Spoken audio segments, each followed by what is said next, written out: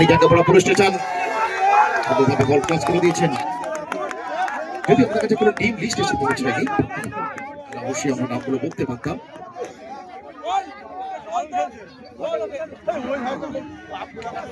Hamidullah team list গুলো উপরে পাঠাবে। টিম লিস্ট আছে দেখুন। প্রদর্শনী যে খেলাটা চলছে এই খেলার টিম লিস্টটা একটু দেখে নেবো, জার্সি নাম্বার সহ তাদের নামগুলো বলতে পারলে দেখা যাক কি হয় শেষ পর্যন্ত। কর্নার কিক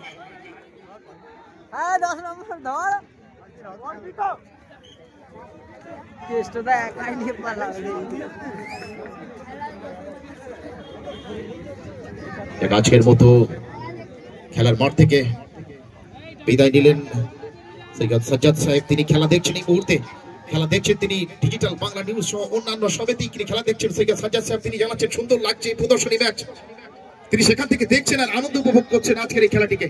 সৈয়দ সাজ্জাদ সাহেব তিনি বাড়িতে পৌঁছে গেছেন, সেখান থেকে খেলা দেখছেন তিনি জানাচ্ছেন। বলতে বলতে মাঠের বাইরে বল চলে গেছে এই মুহূর্তে। প্রদর্শনী ম্যাচ বলের দায়িত্বে যারা আছেন, বল বয় যারা বল বয় আছেন,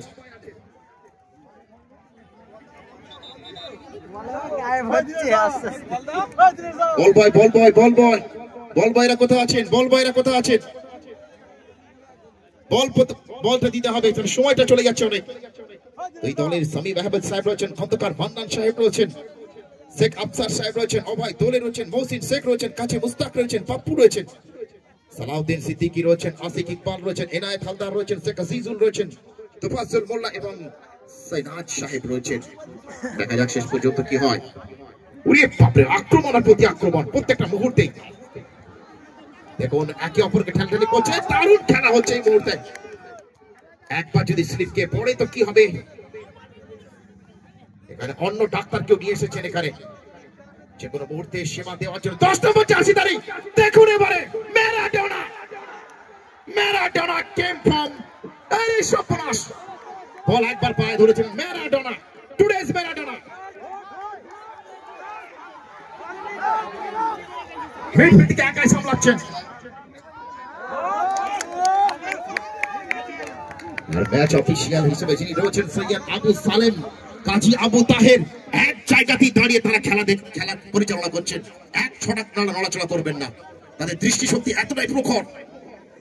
এক জায়গা থেকে দাঁড়িয়ে তারা খেলা পরিচালনা করে দিচ্ছেন। এটাই হচ্ছে অভিজ্ঞতা, কোথায় বল কিভাবে যেতে পারে। আবু সালেম সাহেব আর আবু তাহের সাহেব তারা কিন্তু জানেন, সেই জন্য এক জায়গাতে দাঁড়িয়ে তারা খেলা পরিচালনা করে দিচ্ছেন। 4 নম্বর জার্সি দাঁড়িয়ে বল পেয়েছেন, পুল করে দিয়েছেন, ডিফেন্ডার অত্যন্ত দক্ষ।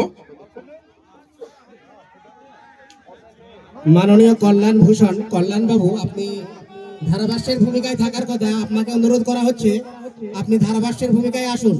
কল্যাণ বাবুকে অবশ্যই আমি হেদায়েতুল্লাহ সাহেবকে চাইবো আপনিও এই সময়টা সময় দিন। হেদায়েতুল্লাহ সাহেব কি মনে হচ্ছে আপনার এই মুহূর্তে কি হতে পারে? দেখুন মামুন ভাই, একটা বিষয় আমি বলবো যে আমাদের সভাপতি মাননীয় শামীম আহমেদ সাহেব মাঠে আছেন এবং টিমকে নেতৃত্ব দিচ্ছেন। জীবনটাকে দিয়ে দিতে পারে দলের জন্য, কি বলবেন? হেদায়েত ভাই বলটা গোলের দিকে যাচ্ছিল। কথা বলছি না একদম।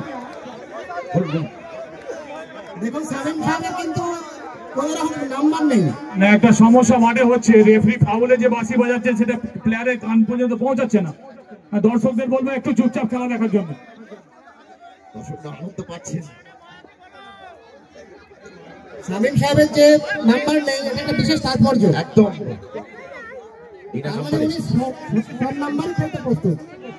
একদম নীলে আছে তিনি, 0 নাম্বার নিয়ে খেলছেন এই মুহূর্তে। 0 বললে ভুল হবে, অবশ্যই তার ব্ল্যাঙ্ক জার্সি আমরা যেটা বলতে পারি। এবারে কিন্তু শুট করেছিলেন সুন্দর। আর মাঝ মাঠে দেখুন আমরা জানো আর্জেন্টিনার সে প্রখ্যাত এবং বিখ্যাত প্লেয়ারকে দেখতে পাচ্ছি। আর আজকে কি বোধহয় একলাস সাহেব কোচের দায়িত্বে, সম্ভবত আজ একলাস সাহেব কোচের দায়িত্বে। 19 সর্বনাশ, সুন্দর শট ছিল।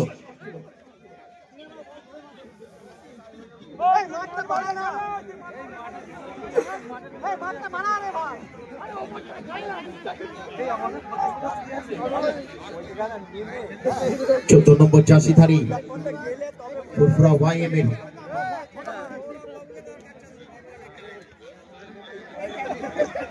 মুস্তাকিব বলছে আনাস পাশে চলে আসতে হবে বলতে বলতে সুন্দর আক্রমণাত্মক ভঙ্গি। হেদাতুল্লাহ ভাইকে বলবো, হেদাতুল্লাহ ভাই কি মনে হচ্ছে কোন দল শেষ পর্যন্ত জয়ের ডঙ্কা বাজাতে পারে? দু দলই হাড্ডাহাড্ডি লড়াই চালাচ্ছে, বলতে কোনো অসুবিধা নেই। এবং সর্বোপরি যে দর্শক মন্ডলী আছেন তারা পুরো ম্যাচটা উপভোগ করছেন। যে কোনো হোক না কেন, পুরো ম্যাচটাকে আমরাও সবাই উপভোগ করছি, এটাই বড় ব্যাপার। আজকে ওয়াইএম এর কোচের দায়িত্বে কে আছে যদি জানতেন? একলাস স্যার কি কোচের দায়িত্ব আজকে পালন করছেন? গতবারে আমরা পিতা পুত্রের খেলা দেখেছি, একলাস সাহেবের পুত্র খেলছেন জালালউদ্দিন।